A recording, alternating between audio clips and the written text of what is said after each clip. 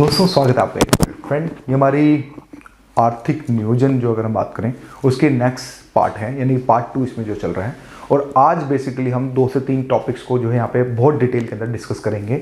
और मतलब कहने का मतलब ये है कि अच्छे से जो चीज़ों को लेके चलेंगे। एक बात और देखो, हिंदी मीडियम वालों, अपने अंदर एक आत्मविश्वास को बना के रखो।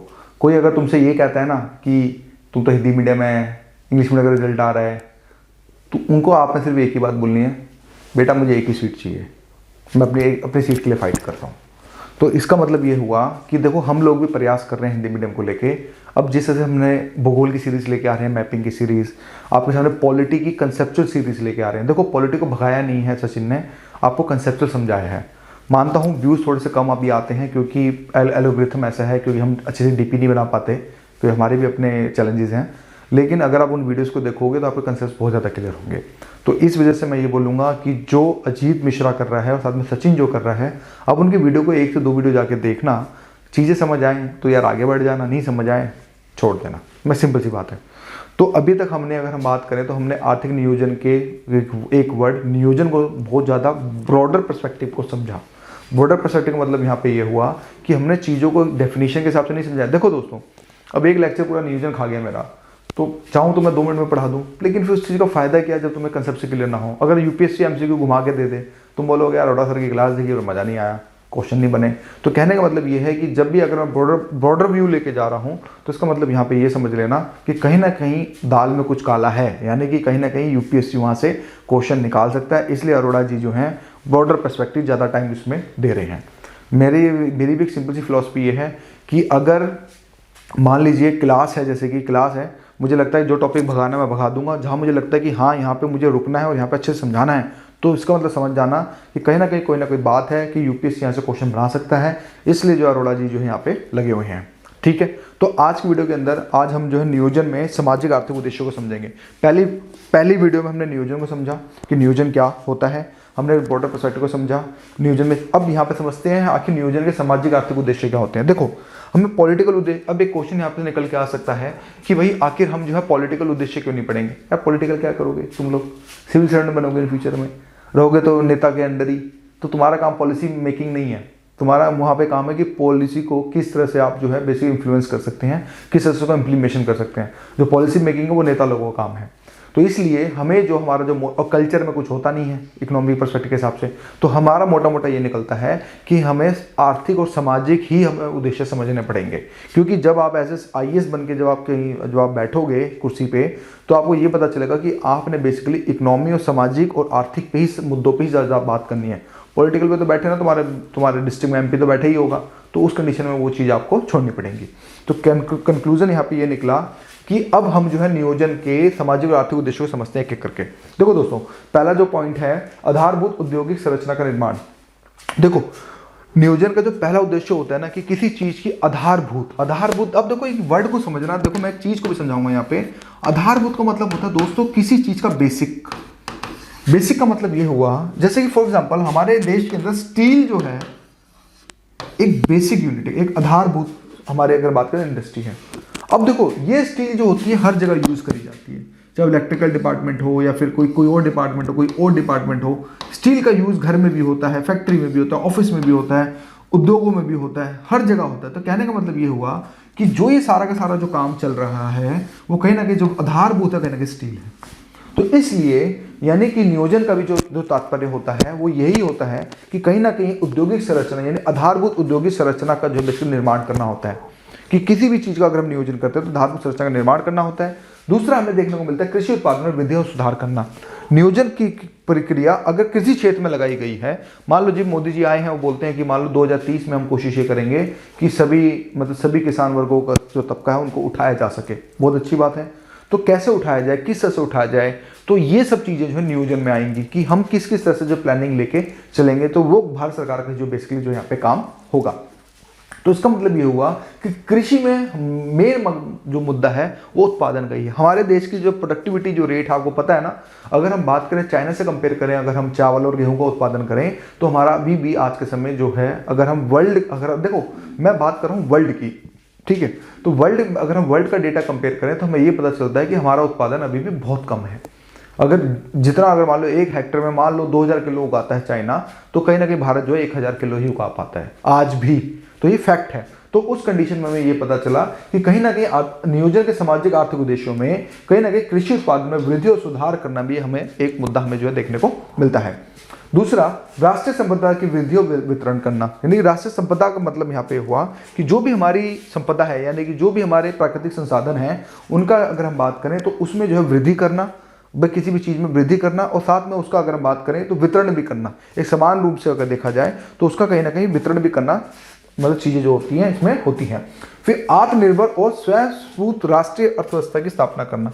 कहीं ना कहीं नियोजन से अगर हम बात करें तो इसका एक उद्देश्य ये भी देखने को मिलता है कि कहीं ना कहीं हम अपनी इकोनॉमी को एक आत्मनिर्भर बनाएं, यानी कि हम किसी पे डिपेंडेंट ना रहें। जैसे कि मैंने आपको पिछले लेक्चर्स में ये बताया था कि 2008 के अंदर जब लेमन ब्रदर्स यानी यूएस का जब बैंक कोलैप्स हुए थे, तो भारत के ऊपर आंशिक रूप से प्रभाव पड़ा था, पूर्ण रूप से प्रभाव नहीं पड़ा था। आंशिक का मतलब यहाँ पे ये होता है कि थोड़ा सा प्रभाव पड़ा था, ज़्यादा प्रभाव नहीं पड़ा था। लेकिन चाइना में इसी के जस्ट अपोजिट वहाँ पे काफ़ी ज़्यादा प्रभाव पड़ा था। क्यों? क्योंकि चाइना की जो इकोनॉमी है वो एक्सपोर्ट ओरिएंटेड ज़्यादा है, लेकिन हमारी जो इकोनॉमी है वो कंजप्शन बेस्ड ज़्यादा है। कंजप्शन बेस्ड का मतलब ये हुआ कि हम जितना बनाते हैं उतना खा जाते हैं। मतलब कि अगर मान लो, अगर हमने मान लो 100 मीटर कपड़ा बनाया तो 100 मीटर हमारे देश के अंदर खपत हो जाएगा, हमें एक्सपोर्ट करने की ज़्यादा जरूरत नहीं होती। लेकिन चाइना में ऐसा नहीं है। चाइना अगर 100 मीटर कपड़ा बनाता है तो उसकी एक्सपोर्ट इकोनॉमी होने के कारण उसको क्या है, 20% वहाँ कंजप्शन होगा या 50% मान लो कंजप्शन होगा, लेकिन 50% उसका एक्सपोर्ट, उसका मजबूरी है। क्यों? क्योंकि उसकी डिमांड नहीं है वहाँ पे लोग उससे ज़्यादा खरीद नहीं पा रहे हैं। तो जिसकी यही एक रीज़न होता है कि हमें आत्मनिर्भर बनना है। आत्मनिर्भर से ये होगा कि हमारे रुपये को बहुत ज़्यादा प्रोत्साहन मिलेगा, हमारा रुपया स्ट्रॉन्ग होगा, और हो सकता है इन फ्यूचर में, जैसे कि भारत को सोने की चिड़िया पहले कुछ 100 साल पहले मतलब कि कहा जाता था, तो क्या पता अंग्रेज लोग हमारे घर में आके काम करें, चौका बर्तन करें। बेटा ये दिन आएगा जरूर। गरीबी व बेरोजगारी का उन्मूलन। देखो आर्थिक नियोजन का उद्देश्य यहाँ पे ये भी होता है कि किसी भी मतलब नियोजन का अगर हम बात करें, नियोजन का जो सामाजिक आर्थिक उद्देश्य में ये भी होता है कि मेन रीजन हमारे देश में जो गरीबी, जिसमें तेंदुलकर रिपोर्ट आई, फिर आपकी रंगा की रिपोर्ट आई, तो उसमें यही पता चला कि हमारे देश में अभी भी जो है गरीब ज़्यादा हैं। अगर हम चाइना के कंपेयर में अगर हम बात करें तो चाइना ने हालांकि गरीबी को काफ़ी ज़्यादा खत्म किया है, लेकिन भारत अभी पूर्ण रूप से गरीबी खत्म नहीं कर पाया है।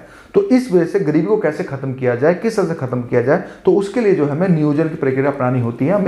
हमें उसके लिए जो है योजना फ्यूचर के लिए बनानी होती हैं। तो कहीं ना कहीं इस मॉडल में भी हमें नियोजन का भी जो है मतलब कि इसमें जो है नियोजन का मतलब सपोर्ट हमें जो है देखने को मिलता है।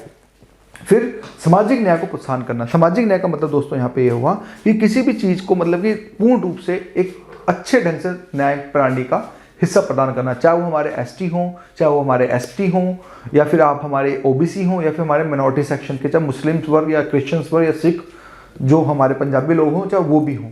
तो उसमें यह हुआ कि कहीं ना कहीं सबके साथ अगर हम बात करें, नियोजन ऐसा हो कि सबको एक समानता का व्यवहार जो है बेसिकली दिया जाए। ये नहीं कि मेजोरिटी के साथ ही मतलब सबसे ज़्यादा हो, तो ये चीज़ें गलत होगी। एक पूर्ण डेमोक्रेसी में यही हमें देखने को मिलता है कि कहीं ना कहीं जब तक किसी देश में सामाजिक न्याय की स्थापना नहीं होगी, वो देश अंदर से खोखला हो जाता है। ठीक है, समझे आप इसका मतलब, उद्देश्य का मतलब क्या था क्या नहीं था। फिर बीमारी और निःशक्तता की समाप्ति करना, व्यापार और वाणिज्य का विस्तार करना, ये सब जो होता है अगर बात करें तो ये नियोजन में ही हमें चीजें देखने को मिलती हैं। फिर आयात प्रतिस्थापन और नियोक्तों मुक्त उत्पादन हेतु उद्यमियों को आर्थिक प्रोत्साहन, भारतीय अर्थव्यवस्था का आधुनिक प्रभावशील और प्रतिस्पर्धात्मक रूप में मतलब कार्य करना, ये सारी चीज़ें अगर हम बात करें तो देखने को मिलती हैं। कुल मिला के ये हुआ कि हम ज़्यादा कम से कम आयात करें, ज़्यादा से ज़्यादा निर्यात करें, जिसके अंदर थर्ड पॉइंट में ये दिखा, व्यापार और वाणिज्य का विस्तार करना, ज़्यादा से ज़्यादा व्यापार होगा। तो भाई कहीं ना कहीं नियोजन का ही एक तरह से पार्ट देखने को मिलता है कि नियोजन में यही कोशिश करते हैं कि व्यापार और वाणिज्य का जो ज़्यादा से ज़्यादा जो है बेसिकली विचार हो सके। तो ये सारी चीज़ें बेसिकली इसके आर्थिक और सामाजिक उद्देश्य में हमें देखने को मिलती हैं। फिर नियोजन की विशेषता फटाफट देख लेते हैं। देखो दोस्तों, नियोजन बेसिकली क्या होता है, प्रबंध का एक तरह से प्राथमिक कार्य ही हमें जो है देखने को मिलता है। यहाँ पे हमें ये पता चला कि कहीं ना कहीं जो नियोजन होता है कहीं ना कहीं प्राथमिक कार्य देखने को मिलता है, क्योंकि नियोजन प्रबंध के अन्य सभी कार्यों जैसे स्टाफिंग, संदेहवाहन, अभिप्रेरणा आदि से पहल की जाती है। स्टाफिंग का मतलब भाई अब नियोजन होगा तो उसके लिए स्टाफ भी चाहिए होता है, नहीं चाहिए होता। संदेहवाहन भाई मैसेजेस आदान प्रदान होंगे, 4 लोगों के बीच में मैसेजेस आदान प्रदान होंगे। फिर अभी प्रेरणा मोटिवेशन का मिलना भी बहुत ज़्यादा जरूरी होता है। अगर पता चले कोई बंदा प्लानिंग कर रहा है और उसको अंदर मोटिवेशन ही नहीं है, वो ऑटोमेटिक उस प्लानिंग को लेकर नेगेटिव थॉट्स लेके बैठा है, तो ऐसे में जो प्लानिंग होगी वो फेल हो जाएगी। तो हमें ये सब चीज़ें भी देखनी पड़ती हैं। और कहीं ना कहीं जब आप लोग भी IAS मतलब कलेक्टर जब आप जॉइंट सेक्रेटरी बन जाओगे तो आपको भी सारे प्रोसेस से जो है बेसिकली अगर बात करें तो आपको निकलना पड़ेगा। फिर नियोजन के सार तत्व की अगर बात करें तो कहीं ना कहीं इसका जो है पूर्वानुमान लगाना होता है, यानी कि हमें एजप्शंस के ऊपर काम करना होता है कि इन फ्यूचर में क्या हो सकता है, किस तरह से होता है, क्या क्या चीज़ें हो सकती हैं। जैसे अभी हमारा पूर्वानुमान अगर हम ये लगाएं IT फर्म में अगर देखें तो हमें ये देखने को मिलता है कि आज के समय ऐप बेस्ड कंपनियां ज़्यादा सक्सेसफुल हो रही हैं रेदर देन नॉर्मल कंपनियां। तो उस कंडीशन में ये पूर्वानुमान लगा कि जिस तरह से आज के समय इंटरनेट जिस तरह से सस्ता होता जा रहा है दिन पे दिन, तो उसके कारण भी लोग मतलब कि अपने हिसाब से जो पूर्वानुमान लगा के जो चीज़ों को अपने हिसाब से डेवलप कर सकते हैं। तो सेम इसी के जैसे भारत सरकार के परिप्रेक्ष्य में अगर देखें, अगर हम यूपीएससी के पॉइंट ऑफ व्यू के हिसाब से अगर इकोनॉमी को समझें तो हमें ये देखने को मिलता है कि हम इसी पूर्वानुमान को अगर हम बात करें तो सामाजिक और आर्थिक क्षेत्र में लगा सकते हैं। चाहे वो हमारा शिक्षा का क्षेत्र हो, चाहे महिलाओं को लेकर बात हो, चाहे वो हमारे हेल्थ सेक्टर को लेकर बात हो, या फिर हमारे वनरेबल सेक्शन को लेकर हो, तो कहीं ना कहीं जब हम पॉलिसी बनाएंगे तो कहीं ना कहीं एक तरह से बात करें तो हम जो पूर्वानुमान जो है लगा सकते हैं। फिर नियोजन उपलब्ध विकल्पों में से सर्वश्रेष्ठ विकल्प का चयन भी करता है। देखो मैंने क्या बोला, नियोजन उपलब्ध विकल्पों में से सबसे विकल्प का ही चयन। मान लो 5-6 मॉडल उनके पास आए इकोनॉमी को लेके, मतलब भारत सरकार है, मान लो मोदी जी हैं, मोदी जी बोले कि लाओ भी वुमेन्स के लिए कुछ अच्छा सा करते हैं, काम बड़े से करते हैं और मान लो कोई पॉलिसी बनाते हैं।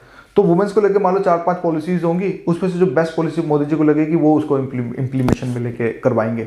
तो कहने का मतलब ये हो कि क्यों उस स्टेज पे उनको ये लगा कि हाँ भी ये पॉलिसी जो है सबसे बेस्ट होगी, तो इसी चीज़ का उसको लेके जो है ये मतलब बढ़िया से जो है वो करेंगे। तो कहने का मतलब ये हुआ कि कहीं ना कहीं सबसे विकल्प का भी जो है कहीं ना कहीं जो चयन यहाँ पे हमें देखने को मिलता है। फिर नियोजन एक मार्गदर्शक का भी कार्य करता है कि भाई एक तरह से मार्गदर्शक भी है। फिर नियोजन में प्रत्येक क्रियाओं में पारस्परिक निर्भरता भी जो पाई जाती है, कहीं ना कहीं आपस में ये इंटरलिंकिंग होते हैं, एक तरह से कनेक्टिविटी जो इनमें आपस में होती है, एक दूसरे पर निर्भर होते हैं कि भाई ठीक है हर किसी का डिपार्टमेंट अलग होता है, तो उसी के जैसे कहीं ना कहीं नियोजन में ही एक तरह से दूसरे डिपार्टमेंट जैसे कि फॉर एग्जाम्पल नियोजन कर रहे हैं, ट्रांसपोर्टेशन कनेक्टिविटी नहीं है तो वो नियोजन सफल नहीं हो पाएगा। ऐसे ही मान लो कोई और क्षेत्र है जिसमें अगर मान लो कृषि को लेकर अगर बात करें जाए, मान लो कोई पॉलिसी है, मतलब भारत सरकार बनाना चाह रही है कृषि को लेके कि भाई मान लो जो बीज है उन बीज को हम मतलब कि इंडिजीनियस अगर हम बात करें, स्वदेशी बीज अगर हम उत्पादन करें, तो अगर उसमें हम भारतीय खाद्य निगम से अगर हम बात ही ना करें तो फिर ये प्लानिंग कैसी होगी। तो कहीं ना कहीं हमें अगर हम बात करें तो हमें सबका साथ हमें जो है लेके चलना पड़ेगा। फिर नियोजन में संगठनात्मक का तत्व पाया जाता है, एक तरह से संगठन ही है। फिर नियोजन भावी तथ्यों और आंकड़ों पर आधारित होता है। देखो जब हम किसी चीज़ की प्लानिंग करते हैं तो हमारे पास आंकड़ों का होना भी बहुत जरूरी होता है। आखिर यूपीएससी क्यों सीसेट पूछता है, आपने कभी सोचा है कि रीज़न क्या है मैथ्स और रीजनिंग पूछने का? लोग बोलते हैं ना कि भाई मैथ्स और रीजनिंग यूपीएससी में क्या काम है, जीएस का सबसे ज़्यादा रोल है। नहीं, मान लीजिए आप चीफ सेक्रेटरी हैं, आप किसी फॉर एग्जाम्पल यूपी का चीफ सेक्रेटरी हैं, अब आपके पास सीएम डेली कॉल करेगा, भाई मुझे ये पॉलिसी लॉन्च करनी, मुझे आंकड़े निकाल के दो। तो वो अब आपका काम होगा कि आपको एक 100% जो करेक्ट आंकड़े आप उनको जो प्रोवाइड करा सकें। हालांकि वो आपका काम भी नहीं होगा, आप भी अपने जूनियर को ही बोलोगे, लेकिन कहीं ना कहीं इसकी जो जिम्मेवारी है, जो बाध्यकारी जो चीज़ है वो आप पे ही निर्भर होगी। अगर आपने गलत आंकड़े प्रस्तुत कर दिए तो हो सकता है करोड़ों रुपए अरबों रुपए का नुकसान हो सकता है। आपको पता है ना एक सेक्रेटरी के ऊपर कितना भार होता है, मतलब आप समझ रहे पूरा डिपार्टमेंट उसके अंडर आ जाता है। जब चीफ सेक्रेटरी तो पूरा डिपार्टमेंट, फॉर एग्जांपल अगर मान लो फाइनेंस के चीफ सेक्रेटरी बन गए तो कहीं ना कहीं पूरा फाइनेंस का भार आप पे ही होगा। तो उस कंडीशन में आपका एक गलत आंकड़ा पता नहीं कितने करोड़ों रुपए का नुकसान करा सकता है। तो इस वजह से यही रीजन होता है कि यूपीएससी में सीसेट को जो है रीजनिंग को मैथ इसलिए दिया जाता है ताकि आप लोगों में इतनी कैपेसिटी बन सके ताकि वो चीज़ों को एनालाइज कर सकें। यूपीएससी में मैथ्स के जो क्वेश्चन होते हैं दोस्तों, चौथी लाइन में आंसर आता है। अगर आप बिलीव माने, कुछ बच्चे जो होते हैं सीसेट इसलिए फेल करते हैं क्योंकि वो एसएससी की मैथ करने लग जाते हैं, लेकिन यूपीएससी में एसएससी की मैथ नहीं आती। यूपीएससी बिल्कुल लॉजिक क्वेश्चंस पूछता है without putting any formula, without putting any trick. जैसे आपने सोचना उस आंसर को निकालना है, जैसे आपको बेसिक आपके जो फॉर्मूले तो उसके बिहाफ पे। तो यही रीजन है कि सीसेट को आज भी जो क्वालिफाइड नेचर ही रखा गया है। हालांकि हिंदी मीडियम ने बहुत सपोर्ट किया, इसको मेन सब्जेक्ट से हटवाया, मेन प्रीलिम्स की कट ऑफ से हटवाया, लेकिन सी सेट इसलिए गले की फांस भी काफ़ी बच्चों के लिए, तो मैं आपको ये भी बोलूँगा कि सी सेट पर तैयारी अच्छे से बना के मजबूती के साथ रखें, क्योंकि मेरे द्वारा सी सेट भी आएगा इन फ्यूचर में, क्योंकि मैं सी सेट पे लगा पड़ा हूँ और मैं सी सेट जो है बिल्कुल जैसे इकोनॉमिक्स समझा रहा हूँ वैसे ही बिल्कुल बेसिक से समझाऊंगा। लेक्चर भैया 200 प्लस ही जाएंगे, क्योंकि जिस तरह से मैं समझाऊंगा। अब आते हैं नियोजन बाहरी तत्वों आंकड़ों पर आधारित होता है और यह उन क्रियाओं का विश्लेषण वर्गीकरण करता है, इसके साथ ही ये इन क्रियाओं का क्रम निर्धारित करता है। नहीं, कुल मिला के अभी तक हमने नियोजन को समझा, ठीक है, नियोजन के डेफिनेशन को समझा, उसके अर्थ को समझा, और उसके बाद अगर हम बात करें तो उसकी विशेषताओं को जो बेसिकली अगर हम बात करें तो हमने समझा, राइट। एक थोड़ा तोड़ मरोड़ के चीज़ों को समझा, ताकि आपके जो नियोजन का क्या है, किस तरह से है, वो चीज़ आपके जो है बेसिकली जो है दिमाग में आ जाए। अब आगे बढ़ते हैं। अब समझते हैं नियोजन की प्रक्रिया, आखिर ये काम कैसे करती है। देखो यार, ये क्वेश्चन यूपीएससी में नहीं आएगा, जिसे आपको समझाने के लिए है कि कैसे ये काम करता है। ये मत सोचना इसके आगे आप स्टार भी लगा लो, ये आउट ऑफ द सिलेबस है, ये चीज़ें नहीं आएंगी। लेकिन जब हम किसी चीज़ को समझाने की कोशिश करते हैं तो उसका पूरा प्रोसेस भी, चारों तरफ के डायमेंशंस को भी जो हम लेके चलें, तो इसलिए अगर नियोजन की प्रक्रिया को समझते हैं तो देखो सबसे पहले फर्स्ट स्टेप क्या होगा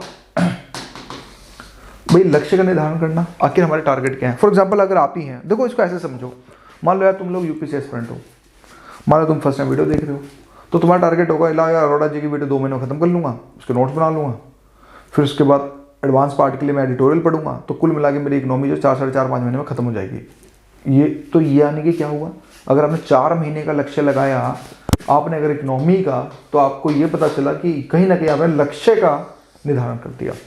उसके हिसाब से आप अपना काम करना स्टार्ट करेंगे, उसी के हिसाब से आप अपनी स्पीड को भी अप एंड डाउन करेंगे कि अगर आपके पास टाइम कम है तो आप ज़्यादा सिटिंग आवर देंगे। तो सेम इसी के जैसे अब ऐसे समझो, अभी ये मैंने आपको यूपीएससी पॉइंट ऑफ व्यू से समझाया, अब इसको ऐसे समझो इकोनॉमी पर्सपेक्टिव के हिसाब से। अगर मान लो कि गवर्नमेंट कोई हेल्थ स्कीम लेके आना चाहती है, तो वो सबसे पहले अगर मान लो जैसे एग्जाम्पल मान लीजिए कि मान लो सेकंड डोज लगवानी है सबको, मान लो पूरे देश को सेकंड, मान लो फर्स्ट डोज लग गई है, सेकंड कोवैक्सीन की या फिर मतलब इसकी सेकंड डोज लगानी, तो उसके लिए वो क्या करेगी, लक्ष्य निर्धारण करेगी कि भाई कितने महीने में कितनी लगानी है, कितने दिन में कितनी लगानी है, कैसे कैसे लगानी है, किस तरह से लगानी है, वो सारी चीज़ें होंगी। तो सबसे पहले जो पहला काम होगा वो कहीं ना कहीं लक्ष्य को निर्धारण यहाँ पे जो है सबसे पहला काम यहाँ पे हमें देखने को मिलेगा। फिर दूसरा पूर्वानुमान करना, इसके बाद फिर एनालिसिस करना, एक पूर्वानुमान करना कि हाँ क्या ये चीज़ें, सीमा निर्धारण करना, ठीक है। पूर्वानुमान मतलब कि चीज़ों को सोचना, एक एनालिसिस करना, साथ में एजप्शन के ऊपर चलना कि हाँ क्या ये हो पाएगा नहीं हो पाएगा, उसके हिसाब से अपने टारगेट को जो बेसिकली सेट करना। फिर तीसरा स्टेप होगा सीमा निर्धारण करना कि भाई कितने टाइम में हम मतलब कि इसको लगाएंगे, किस तरह से लगाएंगे, ये सारी चीज़ें देखेंगे। फिर क्या हमारे पास वैकल्पिक कार्य विधियाँ हैं। अब किसी काम को अगर हम करते हैं तो आपके पास 3 से 4 मॉडल निकलेंगे। कोई बोलेगा कि डायरेक्ट हम डोर टू डोर जाएं, कोई ये बोलेगा मान लो वैक्सीन नहीं लगनी सेकंड, कोई ये बोलेगा नहीं सर, मान लो आप सारे चीफ सेक्रेटरी बैठे जो सेक्रेटरी बैठे सारे मिलकर बात कर रहे हो कि यार डोर टू डोर का मॉडल लें, या फिर डिस्ट्रिक्ट मॉडल ले लें, या फिर हम डिवीज़न मतलब जो डिवीज़न पे लगता है ब्लॉक लेवल पे लगता है या फिर वहाँ पे लगवाएं, या डोर टू डोर करें, या फिर डिस्ट्रिक्ट में जाके करें कि अपने हब जो वैक्सीनेशन की जो हब है उसको वहाँ पे डिस्ट्रिक्ट में सारे लोग वो बोलते हैं डिस्ट्रिक्ट में जाके लगाएं। तुम बोलोगे नहीं यार डिस्ट्रिक्ट में लगाएंगे तो भीड़ ज़्यादा हो जाएगी, भीड़ होगी तो वायरस फैलने का बहुत ज़्यादा खतरा होगा, तो उस कंडीशन में तुम बोलोगे फिर कि नहीं ठीक है ब्लॉक लेवल पे लगाते हैं। फिर तुम बोलोगे नहीं यार ब्लॉक लेवल पे फिर भीड़ इकट्ठी होगी, आधी जनता क्या पता आधी जनता ना आ पाए, तो बेटर ये भी हो सकता है कि डोर टू डोर जाके लगाएं। डोर टू डोर में इन्फेक्शन होने का खतरा ज़्यादा होगा कि जो आपके हेल्थ वर्कर होंगे उनको भी क्या पता, अगर मान लो कोई बंदा घर से निकल रहा है वो ऑटोमेटिक कोरोना पॉजिटिव है, हालांकि उसको नहीं पता लेकिन वो मतलब पॉजिटिव है, तो उससे आपके हेल्थ वर्कर भी होंगे। तो कुल मिला के आप समझे कि किस किस तरह से आपको सोचना पड़ेगा। यही था कहने का मतलब ये है कि चीज़ों को दोस्तों यही है कि आप जब चीज़ों को जब सोचना स्टार्ट करते हैं, जब इकोनॉमिक प्लानिंग में देखो मैंने केस स्टडी बनाई, ऐसा नहीं है कि मैं कुछ मैं सोच के आया यार जो मिल रहा है मैं उसी के हिसाब से एग्जाम्पल दे रहा हूँ। तो यहाँ पे ये हुआ कि आपने चीज़ों को सोचा कि किस किस तरह से इकोनॉमी को आप मतलब किस किस तरह से आप अपनी योजनाओं को कैसे कैसे चलाएंगे, कैसे कैसे आपको द्वंद्व आएंगे। तो उसी का कहने का मतलब ये है कि आपके पास कुछ मॉडल्स आ गए, फिर आपने सर्वश्रेष्ठ विकल्प का चयन कर लिया। ठीक है, सर्वश्रेष्ठ का मतलब आपने कंक्लूजन निकाला कि यार ब्लॉक लेवल ठीक रहेगा क्योंकि डोर टू डोर में भी दिक्कत हो सकती है, क्या पता हमारे वेल्थ वर्कर ना पहुंच पाए, लेकिन ब्लॉक लेवल पे ग्राम पंचायत, जो पंचायत है, जो भी सरपंच होता है, उनको बस मैसेज प्रोवाइड करा दो, बाकी काम सरपंच का होगा, वो ब्लॉक लेवल पे लाके लगवा देगा। कुछ ऐसे भी काम यहाँ पे देखने को मिलता है। तो आपने ये बोला, जब आपके पास 3-4 ऑप्शन थे तो आपने अपना एक बेस्ट ऑप्शन यहाँ से चूज किया, और इसका मतलब ये हो गया आपने कहीं ना कहीं सबसे विकल्प का जो है बेसिकली अगर बात करें तो आपने जो बेसिकली जो है चयन यहाँ पे कर लिया है। फिर योजनाओं का निर्माण करना, फिर योजना किस तरह से बनानी है, किस तरह से है, क्या फाइनल प्रोसेस में आ गया, फिर अनुमोदन करना, एट द एंड इसको चीज़ों को कंपाइल करना, और आपका जो पूरा प्रोसेस यहाँ पर अगर हम बात करें तो नियोजन की प्रक्रिया पूरी जो कंप्लीट हो जाती है। देखो दोस्तों, ये फिगर ही इनफ है, हालांकि आएगा नहीं, जस्ट चीज़ों को समझना है कि किसी काम को स्टेप बाय स्टेप कैसे किया जाता है। किसी नियोजन में अगर बात करें किसी चीज़ को, तो उस चीज़ को मतलब कि कैसे मतलब कि कुल मिला के किया जाता है। तो वही चीज़ हमने यहाँ पे जो है बेसिकली देखी है। अब आगे बढ़ते हैं। अब देखो फटाफट ना, मैं इस पर ज़्यादा डिटेल को खींचूंगा नहीं, जल्दी जल्दी भगाएंगे। देखो नियोजन का महत्व, अब देखो अभी तक अगर हम बात करें दोस्तों, तो हमने ये चीज़ को समझा कि नियोजन की विशेषता क्या होती है, नियोजन की प्रक्रिया क्या होती है, हमने अभी तक इस चीज़ को समझा। और समझो थोड़ा इसका महत्व को। देखो यार, ये निर्देशन की व्यवस्था करता है, कार्य कैसे किया जाना चाहिए इसका पहले से ही मार्गदर्शन कराकर नियोजन निर्देशन की व्यवस्था करता है। ये पूर्व निर्धारित क्रियाविधि से संबंधित होता है, ये ऑटोमेटिक समझा चुका हूँ। जिसके महत्व को जो मैं आपको यहाँ पे जो अगर बात करूँ तो मैं आपको बताने की कोशिश कर रहा हूँ, मैं ज़्यादा एक्सप्लेन नहीं करूँगा। अनिश्चितता के जोखिम को कम करता है। भाई ऑफकोर्स देखो, एक चीज़ ये भी ध्यान समझना कि जब नियोजन हमको करते हैं, जो हमारा जोखिम होता है मुझको पता होता है। जैसे मैंने आपको अभी एग्जांपल दिया हेल्थ वर्कर का, क्योंकि कोविड का समय चल रहा है, तो दिमाग जल्दी स्ट्राइक करेगा आपके। तो अब जैसे कि अनिश्चितता की जो जोखिम होगी उसके हिसाब से आपने जोखिम लिया कि नहीं यार, डोर टू डोर में घाटा होगा, तो बेटर है कि ब्लॉक लेवल पे करवा देते हैं, आदेश दे देते हैं, तो ब्लॉक लेवल पे होगा तो सबको वैक्सीन भी लग जाएगी, और हेल्थ वर्कर भी, अब मुंबई वाला जाया था 2 या 3 हेल्थ वर्कर चाहिए होंगे उसमें, तो काम हो जाएगा। तो उसमें हानि जो होगी, अगर मान लो किसी को इन्फेक्टेड हो भी गया तो 1 या 2 को ही होगा, उसको छुट्टी दे देंगे, उसी जगह कोई दूसरा बंदा काम कर लेगा। तो हमें ये चीज़ हमें पता चली। तो कहने का मतलब ये है कि अनिश्चितता के जोखिम को जो बेसिकली यहाँ पे कम करने की कोशिश करता है इसके कारण। फिर तीसरा पॉइंट है अपव्ययी क्रियाओं को कम करता है। जो हमारे फालतू चीजें हैं, जो अनुपयोगी चीजें हैं, उनको जो है बेसिकली यहाँ से बाहर कर देता है। क्योंकि योजना में जब हम देखते हैं जो हमारी बकवास चीजें हैं, हम उनको जो है बिल्कुल हटा देते हैं। तो उसमें यह हुआ कि अपव्ययी क्रियाओं को जो बेसिकली जो है अगर बात करें तो कम करता है। फिर तीसरा है दोस्तों, चौथा पॉइंट है नव प्रवर्तन विचारों को प्रोत्साहित करता है। यहाँ पे इनोवेशन लेके आता है। इनोवेशन का मतलब यहाँ पे ये हुआ कि विकल्प या फिर नए नए विचार को योजना के अंदर लेके आता है कि यार ये मॉडल डाला जा सकता है, ये वाला मॉडल जा सकता है। मान लो आप मान लो जैसे जॉइंट सेक्रेटरी हो, आपके पास पावर है कि आप कौन सा मॉडल डालें, आपके ऊपर है, सब कुछ निर्भर करता है। तो उसके नीचे क्या करोगे, आप भी एक्साइटेड होंगे कि यार लाओ इनोवेशन करते हैं, कुछ क्या पता कुछ केस स्टडी निकल जाए, कुछ बड़ी सी चीज़ें निकल जाए। तो उसके नीचे क्या करोगे आप, तो डेफिनेटली आप भी इनोवेशन करोगे।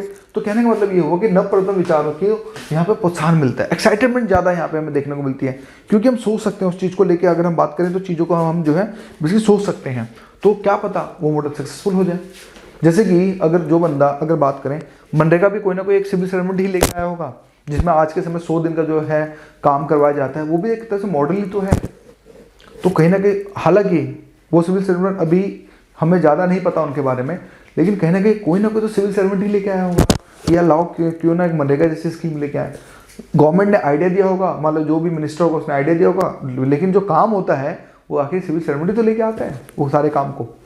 ठीक है, तो इसी वजह से निर्णय लेने को सरल बनाता है। भाई अगर हम किसी चीज़ को नियोजन कर लेते हैं तो प्रबंध के बाद काफ़ी ज़्यादा विकल्प हो जाते हैं, तो वो उसमें जो होता है सबसे ज़्यादा सबसे जो विकल्प को जो है चुनने का मतलब, क्योंकि जब हमारे पास 5-6 विकल्प हो जाएं, उसके प्रो एंड कॉन्स लगा के सकारात्मक और नकारात्मक पॉइंट बना के, तो हम जो है उसका एक बेस्ट अगर हम बात करें तो निर्णय जो है अगर हम बात करें तो हम जो है ले सकते हैं।